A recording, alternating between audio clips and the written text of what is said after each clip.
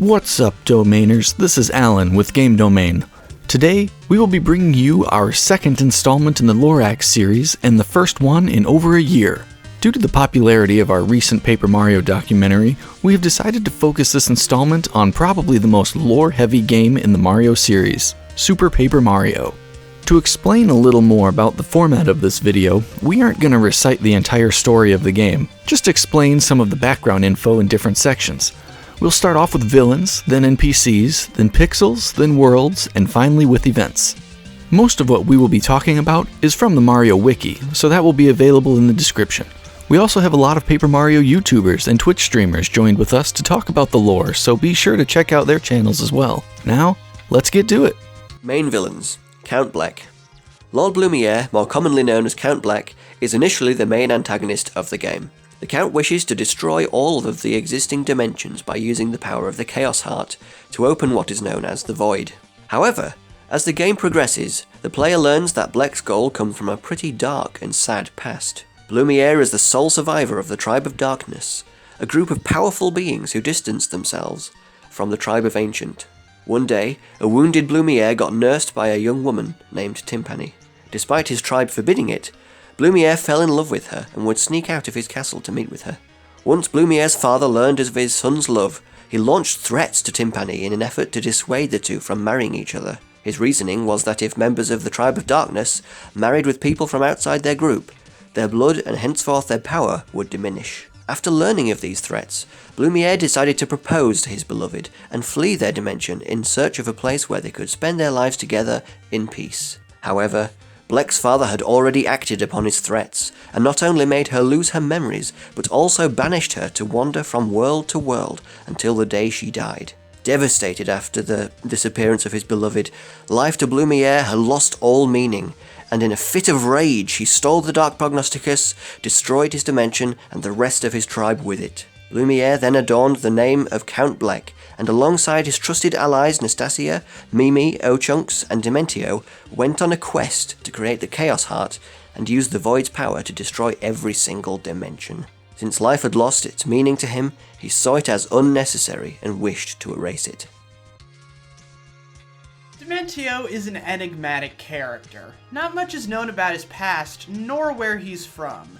A piece of dialogue with Carson suggests that Dementio might be related to the magician who created the Pixls, but there isn't any way to completely confirm this. However, when Mario first meets Dementio, Tippy seemingly recognizes him, but this never gets explained in the game. Considering that Tippy and the magician were part of the Tribe of Ancients, it could point to Dementio being related to him. Such mystery is fitting for this Joker-like character. Throughout most of the game, Dementio is presented as an ally to Count Bleck with a playful yet sadistic personality. His main role consists of tricking, lying, and manipulate others to achieve his own desires. The biggest example of this behavior is his betrayal of Count Bleck near the end of the game. Dementio originally joined forces with the Count because he hoped that the latter would create a new world. However, when he learned that Bleck sought to destroy everything, his plans changed. Not wanting to confront the Count directly, Dementio orchestrated some events to help Mario defeat their common enemy. One such scheme was when Princess Peach was about to get hypnotized by Nastasia. He teleported her to the Pillar of the First Pure Heart so that Mario could encounter and team up with her. Another one is after the first battle against him in his very own Dimension D. He was tasked with eliminating Mario and his friends, but merely used the opportunity to test them and make sure they were strong enough to defeat Count Bleck. There's even a scene right after the fight which depicts him saying exactly that. After Mario and the other heroes had defeated the Count, Dementio came out and revealed that he helped them the entire way and asked to join forces with them. Heeding Tippy's advice, the heroes refused. That's when Dementio decided to take matters into his own hands and took control of the Chaos Heart. He remade the castle of Count Bleck in his image and tried to kill the heroes so that no one could go against him, leaving him the power to rule over everything. The third most important villain in the game is Count Bleck's right-hand woman, Nastasia. While Nastasia's origins are never explicitly stated, there are some hints here and there. If the player talks to Carson, he'll eventually talk about a story named Of Bats and Men. The name's a reference to the famous novel Of Mice and Men. The story tells the tale of a man wandering the world looking for his missing beloved. One day, the man encounters a trapped bat and helps free her up. Later that night, an unknown woman appears near him and swears eternal loyalty to him out of love. Considering Count Bleck's backstory, this story seems to imply that Nastasia is the bat-turned-woman. While she's never fought, Nastasia acts as Bleck's secretary and makes sure that each of his orders are well executed by the other minions. Her love for Blumiere is so strong that she even risks losing her life to protect him near the end of the game. In the end, however, Nastasia's love is never reciprocated as her lord disappears alongside his beloved. In the epilogue, if the player talks to her, she discusses her feelings for Bleck before resigning, saying that she could never measure up to Timpani no matter how hard she tried. With his 4 battles, O-Chunks is the boss that the player fights the most times in the game. Unlike Bleck's other 3 minions, much more is known about O-Chunks' past. He used to be the general of the army of a land that is never mentioned by name. He was highly capable and would lead his squadron of thousands of troops to numerous victories. One day, however, one of his advisors sold him out, and that led to the death of his entire squadron. It's believed that Bleck took advantage of O-Chunks' depressive state to have him join his ranks. Mimi is another one of Count Bleck's most trusted henchmen. She has the ability to shapeshift, and uses it to take the form of a multitude of characters, such as O-Chunks, Merly, Burlon, and King Sammer. Her ability to change her appearance is nothing but a facade to hide her true form, that of a giant spider. Even with that knowledge, her origins are still quite unclear. Carson the bartender proposes 2 theories when he tells her story to Mario. According to him, Mimi could possibly be a failed pixel experiment conducted by the ancients, or she could be the unintended creation of a witch who was researching shapeshifting potions. However, there exists another possibility. If the player flips to 3D while fighting Mimi's spider form, they can notice gears inside of her, which implies that Mimi is a robot. Who created her and for what purpose are never revealed. Mr. L. At the start of the game, Luigi was physically present at the wedding between Princess Peach and Bowser, but was unconscious up until Count Bleck's appearance. He tried to save the princess, but only ended up getting knocked out by the Chaos Heart. The next time he woke up, he was in Castle Bleck, and after aimlessly roaming around, got trapped by Nastasia and ultimately hypnotized to become Mr. L.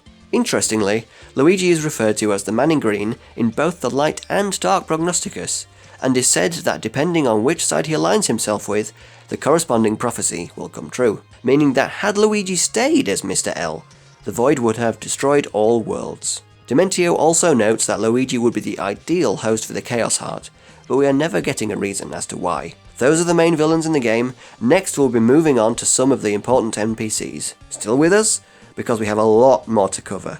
Next we are going to get more background about some groups in the game and some events that happened in the world. The tribe of Ancients were an extremely advanced civilization that used to populate numerous dimensions thousands of years before the start of the game. They were known for their immense wisdom and remarkable magical powers. However, despite their great intellect, they lacked physical strength. That all changed when an artifact created these creatures known as Pixls, and with their help, the Ancients would go on to build numerous cities and infrastructures. However, the Ancients would grow to depend too much on the Pixls, who would eventually revolt against their masters. To prevent another incident like the Pixel Revolt, one Ancient in particular took the Dark Prognosticus to avoid anyone misusing it. That Ancient would go on to form the Tribe of Darkness. Around 500 years after the Pixel Uprising, the Ancients learned from the Dark Prognosticus that in 1,500 years, the Void would consume all existing dimensions. Following this, 4 Ancients named the 4 Sages concluded that only the power of love could counter the Void and avoid this disaster. The culmination of their research was the Purity Heart, the antithesis to the Chaos Heart, which was later separated into 8 Pure Hearts entrusted to trustworthy individuals. They also created the Light Prognosticus to help guide the heroes who would save the worlds from destruction. As finishing touches, the Ancients built Flipside and Flopside Pit of the 100 Trials, while the Tribe of Darkness built Flopside and the Flopside Pit of the 100 Trials to research the power of pure hearts and dark magic respectively. At the time the game is set, the Ancients have since long been gone with the exception of a few survivors, such as Merlin, Old Man Watchet, and Bestobius. On the other hand, the Tribe of Darkness is a group made up of ex-Ancients. While they are originally thought of as evil magicians guilty of stealing the Dark Prognosticus for their own gain, other stories suggest that they took the book to avoid someone using it for nefarious deeds. Despite their mistrust of them, the Ancients had to call on their help to build the opposite of Flipside, Flopside. The reason is that light cannot exist without darkness, which means that Flipside wasn't stable until the creation of Flopside. The Tribe of Darkness were proud of their power, and as such did not want to risk having their blood diluted by marrying with people outside the tribe. However, this would lead to their downfall as after getting his love rejected, Count Bleck used the Dark Prognosticus to destroy his own dimension, killing every member of the tribe except for him. As such, only 2 and possibly 3 characters are a part of the tribe at the time the game is set. Nolrim, a descendant of the tribe, Bleck, the lone survivor, and Nastasia, who is implied to have transformed from a bat to a woman of the same species as the Count. The Pixls are an allied species in the game. Replacing the partner system of the previous games, they take the form of objects to help Mario and company in their quest. Their origins go back to 3,000 years before the start of Super Paper Mario. One member of the Tribe of Ancients created the original 12 Pixls by taking a spirit and putting it into a vessel, which would be used to accomplish a certain task, like a hammer or a drill. It is implied that those spirits were actually from humans of the inhabitants of Flipside and Flopside. After the original creator's death, the Ancients learned how to make their own Pixls and made many more to help building their cities. Their thinking tools, as they were called, allowed them to enjoy a long period of prosperity like never before. Unfortunately, an incident of grand magnitude fell upon the Ancients. Brainwashed Pixls led by the Pixel Queen, the first ever Pixel, caused what would later be named the Pixel Uprising, in which they enslaved their masters, the Ancients. Seeing this, the owners of the original 12 Pixels teamed up with their partners to try to heal as much of the Pixels as possible. They would do so by capturing them into catch cards, and then healing them of their mind control. Eventually, only those owners survived, and he tried to storm the castle of the Pixel Queen, with only 12 Pixels at his side. In the final battle, the survivor used the ability to see the truth, Tattle, the ability possessed by Tippy in the game, to see through the illusions of the Pixel Queen to finally defeat her, but not without losing the Tattle Pixel. After the battle, the Ancients were fearful of the Pixels and outlawed their creation, leaving the original 11 as the only remaining Pixels. That is until Merlin put the soul of a young girl into a Pixel to create Tippy. One could also consider Francis's robotic replica of Tippy, Tiptron, a proper Pixel. Nevertheless, the Pixels were once again assembled to help Mario and his friends avoid the destruction of all worlds.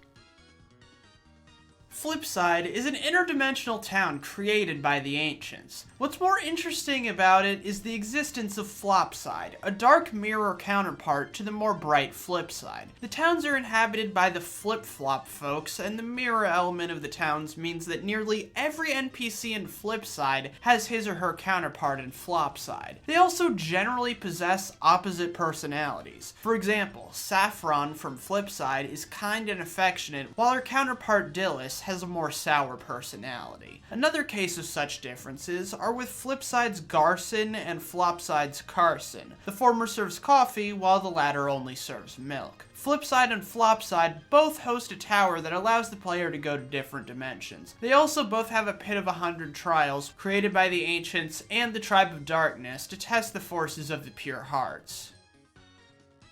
Dimension D is a dimension created by Dementio, in which his powers are meant to be multiplied by 256. However, it turns out that everyone who enters this dimension receives this boost, which ultimately means that everyone's stats remain the same. This feature is thought to be an homage to the 8-bit storage capacity, where if an object is stored in a value that goes past the limit of 255, it overflows back to 0. The Dark Prognosticus. At the source of the game's story lies the Dark Prognosticus. This singular book of prophecies of unknown origins led to most of the events before the start of the game and all the way through it. The book warns at the start that anyone who has ever possessed it has never found happiness. The book's powers made it an object of envy for thousands of years, and has led many to lose their senses just to gain it. The Dark Prognosticus is closely linked to many events in the backstory of Super Paper Mario. To begin with, the magician behind the creation of the Pixls seemingly learned his knowledge from that book to come up with the process of pixel making and thus creating the first 13 Pixls. After the magician's death, numerous Pixls were created by his apprentices to help the Ancients in their building efforts and bring about a long era of prosperity. Then one day, the first ever Pixel woke up from her slumber, and upon seeing how the other Pixels were treated as tools by the Ancients, she brainwashed them and brought about the Pixel Uprising. In response, a group of descendants of the apprentices teamed up with the original 12 to heal the Pixels and stop the Pixel Queen. Out of them, only one would survive to storm the Queen's castle.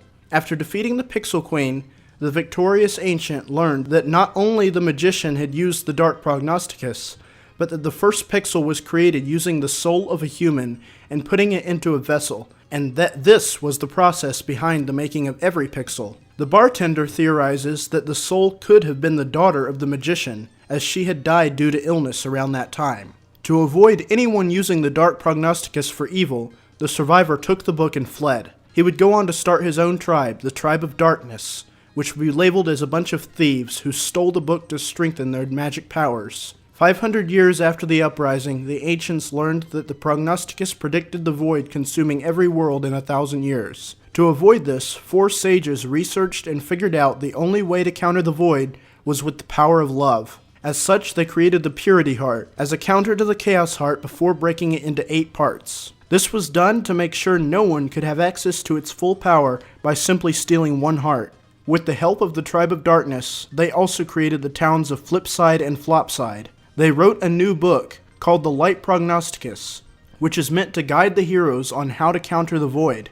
As such, it isn't a book of prophecies like its dark counterpart. With the light book in hand, the 4 heroes would gather the pure hearts, fuse them into the Purity Heart, and destroy the void, preventing the destruction of all worlds. Years later, the Dark Prognosticus ended up in the hands of a heartbroken Lord Blumiere, who destroyed his dimension and set out on a quest to fulfill the ultimate prophecy of the book by summoning the Chaos Heart and using it to call upon the void. The invention of Pixls, the prosperous civilization of the ancients and its downfall, the birth and death of the Tribe of Darkness, the creation of the Pure Hearts, Flipside and Flopside, the Light Prognosticus, all the way to the climax of the game can all be linked together and traced back to the Dark Prognosticus. Carson theorizes that the author of the book is Dementio. It has some merit, as Dementio being mentioned in the book is what compelled Bleck to have him join his cause, and his Dimension D is not affected by the void at all. However, no matter who wrote it, the Dark Prognosticus is without a doubt the most important item, as it has greatly affected the lore of the game. Now, on to some of the lore behind each of the worlds, which are split into 8 chapters.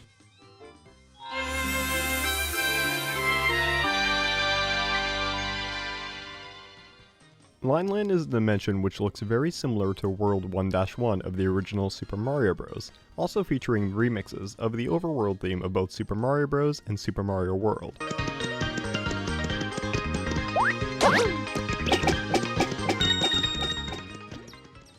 The skies of this land are filled with nonsensical mathematical formulas using the items from Mario Universe like fire flowers and warp pipes. The boss is Fractail, a robot dragon pretty reminiscent of Hooktail from the previous entry. Fractail was originally the guardian of the Dimension's pure heart, and was about to let Mario go without attacking him, before Dementio came in and corrupted his mind and forcing him to fight Mario.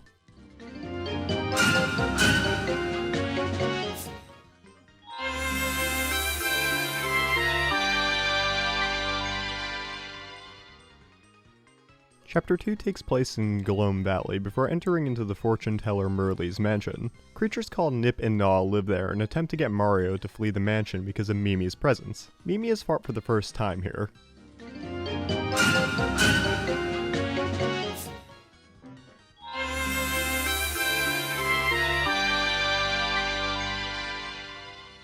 Bitland's first 2 areas are reminiscent of Mario's levels of the past. It is where the player fights and recruits Bowser, and also where the first battle against Dementio is fought.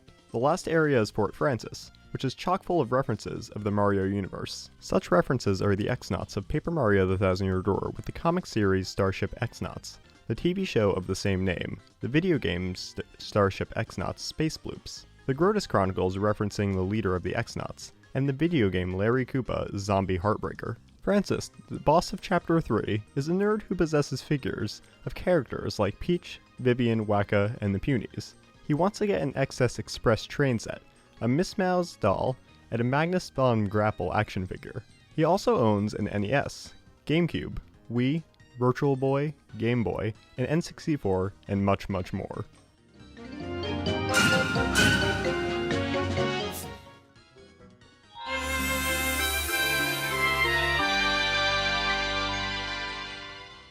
The Prince Squirps explains that his mother was visited by the ancients 1,500 years ago and given the responsibility to protect the blue pure heart. She put her son in a state of hibernation so that he could guide the heroes when they would eventually come to retrieve it. One of the sections is on planet Blobul, which looks like the moon. In this chapter, the player fights off against Mr. L and his robot, which is called the Brobot.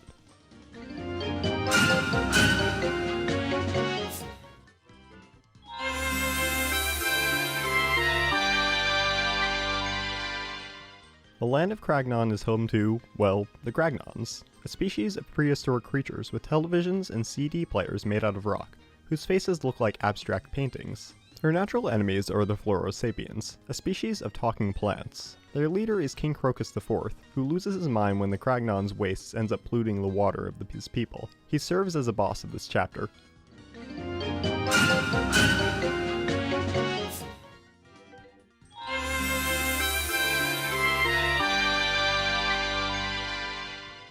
Chapter 6 is located in Samur's Kingdom, a Japanese-inspired kingdom. Here the player can participate in a duel of 100 trials, where they have to fight against 100 samurais, which kinda sounds like samurai.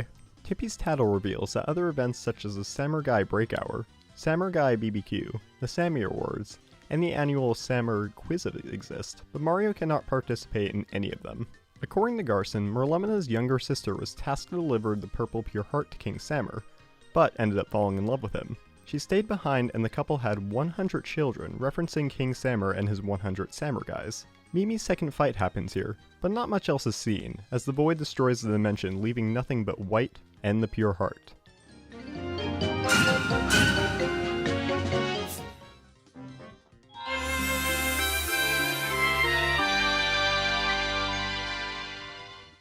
The Over There and Underwear are polar opposite locations. The Over There is modeled after heaven, with its numerous clouds and angels, while the Underwear takes inspiration from the asbodal metals of the Greek underworld, as it were for people who have neither been good nor bad are sent.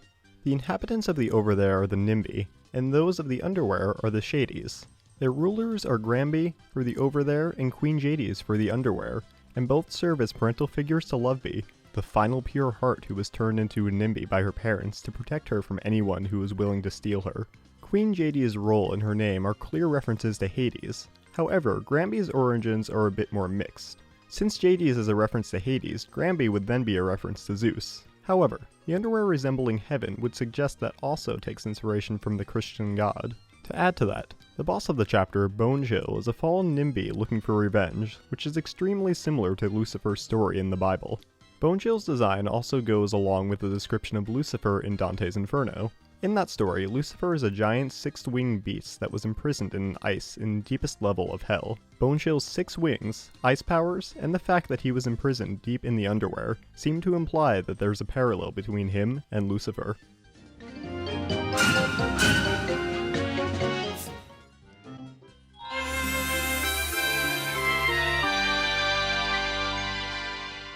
The final chapter is set in Count Bleck's lair, Castle Bleck. Its exact locations is a bit tricky to figure out. Merlin states that the castle is situated at the heart of the void. However, Bowser and Peach's wedding took place in the chapel before the void appeared. Not only that, the rest of the castle is explorable even after the void is gone. Apart from that, Castle Bleck doesn't really hold a lot of lore and mostly serves as a setting for the story's climax. NPCs. Merlon. Merlon the Wizard has appeared in Paper Mario and in the Thousand Year Door, and he returns once again in Super Paper Mario, but this time with an expanded role. Merlon is actually a descendant of the tribe of Ancients, who has decided to live in the town of Flipside. According to Garson, Merlon used to be in love with Saffron, the owner of Sweet Smiles. The wizard would continuously try to seduce her by coming to her shop. Eventually, Saffron declared that if he could finish her Saffron Special Galactic meal, she would go out with him. As he was about to clear the challenge, however, Merlon noticed an injured young girl, which prompted Saffron to stop the challenge to let Merlon come to her aid. Unfortunately, Merlon became so engrossed in his studies afterward that he never came back to finish Saffron's challenge. In order to save the girl, Merlon used his powers to transfer her soul into the Pixl, Tippy. Norlem. Norlem is the Flopside counterpart of Merlon. His name is even Merlon spelled backwards. However, Merlon states that Norlem is actually his distant cousin. He's the only known descendant of the Tribe of Darkness. The Internet. A black box who also serves as a quiz show host, implied to have been created by Interchat, thought this could be a reference to the misquotation of an Al Gore quote. For 10 coins, the player can use him to listen to the game's soundtrack and learn the names of each character's theme. Merle, a fortune teller and childhood friend of Merlovely, which she sees as a rival. Most of Chapter 2 is spent in her mansion. Bestovius, powerful sage and dimensional governor of Lineland. He teaches Mario the ability to flip between dimensions. He is a distant cousin of Merle and Merlon in addition to being a direct cousin of Old Man Watchit. Red and Green. Red and Green are the two brothers serving as the bridge guards of Yold Town. They are obvious references to Mario and Luigi, but much more competitive in that they can't comprehend their brother's favourite colour choice. Red and his best friend Chaz play cards together, however Red nearly always loses. Unlike his brother with Green, Green does not hate all things red as he enjoys Red's spaghetti and meatballs. If Peach talks to Green, he will mistake her for Mario, and if Mario or Luigi talk to Red, he will mistake them for Green and kick them out. Squirps, Prince of the former Scorpion Kingdom, guides Mario in outer space to the Blue Pure Heart. Mario can use him as a weapon as he shoots his Squirt Beam. Flint Cragley and his crew, a group of Kragon explorers led by Flint. Some translations have his name inspired by Indiana Jones and Steve Irwin. With his crewmates Monzo and Hornfels, they run the most popular news program in Crag. The three hags, Hagra, Hagatha and Hagnis, are three inhabitants of the Underwear based on the Moirae sisters of Greek mythology. They have favours to ask of Mario, but only Hagra's is mandatory. If the player refuses, the three will go on a rant about the younger generation, but with each blaming a different thing. Hagra blames video games, saying that they drain a person's ability to relate to real people. Hagatha blames cell phones, saying that long-distance communication makes face-to-face conversations much harder and uncomfortable. Agnes, however, realises that she was just as much a troublemaker to the older generation as when she was young. Velderberg. Velderberg has the ability to flip between dimensions as well. He can also create pipes to link Flipside and Flopside for 300 coins and pipes to connect both towns, B2 and second floors for 100 coins each. Akpow. Akpow's job is to supervise the other servants/prisoners in the mansion while they do various jobs. His outfit is inspired by the clothing style of ancient Egypt. Blappy, the elder of Planet Blobule who sells Mario the ancient clue, which can be used to unlock the Pixel Fleep. In her tattle of Blappy, Tippy states that he's greedy and that he copies clues he finds on space relics and sells them. King Crocus I, also known as the Iron Rose. He was the first king of the Flora Sapiens and is considered their greatest. He created the Flora calendar and set the capital at Floro Caverns. He became corrupt after his son's death in Flora 444 and ruled during a period called the Darkening. His daughter staged a coup d'etat against him and ruled instead of him. He reigned from 1 to 496 Flora years. Queen Crocus II, the White Maiden. She was imprisoned by her father for her differing views. After the overthrow, she was named Queen. Her reduction of taxes and study of diseases made her quite popular. She wrote The Flictonarian, a book about the prehistory of the Flora Sapiens. To avoid having children fighting each other for the throne, she only had one child. She reigned from 496 to 1298. King Crocus III. He became the youngest ruler when his mother died at age 1. His young age made it so that a regent was needed to rule for him. Down the road, this regent would turn out to be King Crocus IV. A birth disease made him weak and sickly. At 37, he released a book called Ice Rose, showing to all his gift for poetry and the arts. He died at 88 for unknown reasons. Some believe that he was the victim of a conspiracy, but not much more is known. He had the shortest reign as he ruled from 1298 to 1385. Merlovely. Merlovely is Merle's childhood friend and fortune teller, just like her. She can supply the player with hints on what to do next in exchange for 20 coins. Merlumina. A member of the tribe of ancients, she was tasked to protect the Orange Pure Heart in Yold ruins until the hero's arrival. She waited 1,500 years, and though she died, her ghost accomplished her task. Since childhood, she needed her mother to sing a lullaby so she could sleep. Later in life, she used 4 men who were in love with her to sing for her. She enlisted the help of an entire village to sing her a lullaby to make her sleep for 1,500 years.